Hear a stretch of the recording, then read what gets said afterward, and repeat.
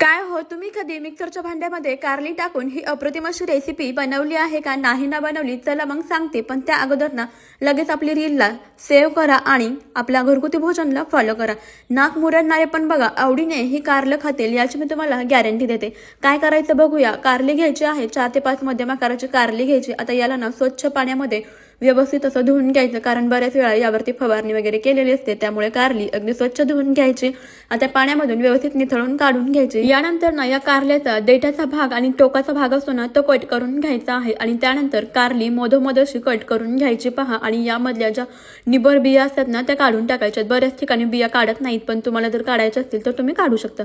संपूर्ण कारल्यामधील बिया काढून घ्यायच्या बघा. आणि त्यानंतर ही कारली ना अशा पद्धतीने कट करून घ्यायच्या. याच्या तक्त्याना पाडून घ्यायच्या आहेत. जास्त जाड पण नाही, जरा पातळ पातळ अशा त्याच्या तक्त्या बनवून घ्यायच्या. या पद्धतीने ही संपूर्ण कारली आपण कट करून घेऊया. बघा इथे आपण ही सगळी कारली कट करून झाली. त्यानंतर काय करायचं, गॅसवरती कढई ठेवायची आहे. त्यामध्ये थोडंसं तेल घालायचं. 7-8 लसणाच्या पाकळ्या टाकायच्या. लसणाच्या पाकळ्या छान लालसर होईपर्यंत परतून झाल्या की त्यामध्ये लगेच मुठभर शेंगदाणे घालायचे. शेंगदाणे सुद्धा छान खमंग असे परतून घ्यायचे. त्यानंतर लगेच त्यामध्ये 2 चमचे सुके खोबऱ्याचा कीस घालायचा आणि तो सुद्धा छान परतवून घ्यायचा. हे सगळं जिन्नस छान अगदी खमंग खरपूस असं परतवून घ्यायचं. त्यानंतर यामध्ये 1 चमचा जिरं घालायचं. जिरं सुद्धा छान फुलू द्यायचं. त्यानंतर थोडीशी कोथिंबीर घालायची. पहा सर्व जिन्नस छान खमंग असं तळून झालं की लगेच साईडला काढून घ्यायचं आहे. आणि आता याच कढईमध्ये ना आणखीन थोडंसं तेल घालायचं, म्हणजे अगदी अर्धी पळीच तेल घालायचं आणि हे चिरून घेतलेली कारली यामध्ये घालायची आणि छान अशी या तेलावरती परतून घ्यायची. कारली छान कुरकुरीत होईपर्यंत परतवून घ्यायचे. पहा बघा इथे कारल्याला मस्त असा कुरकुरीतपणा आलेला आहे. आता छान कारली कुरकुरीत झाली की लगेच गॅस बंद करायचा.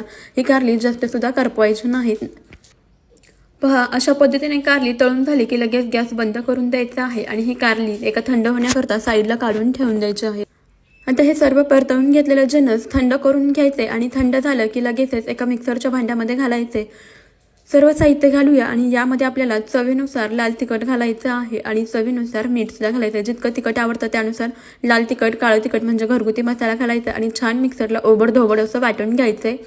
पहा मस्त अशी इथे आपली ना कारल्याची चटणी तयार झालेली आहे. इतकी भन्नाट लागते ना, जरा सुद्धा कडू लागत नाही. तुम्ही सुद्धा या पद्धतीने ही कारल्याची चटणी करून बघा आणि जे खात नाहीत ना त्यांना खायला घाला. बघा अगदी आवडीने खातील. महत्त्वाचं म्हणजे ही कारल्याची चटणी अगदी 3 ते 4 दिवस आरामशीर टिकते, अजिबात खराब होत नाही.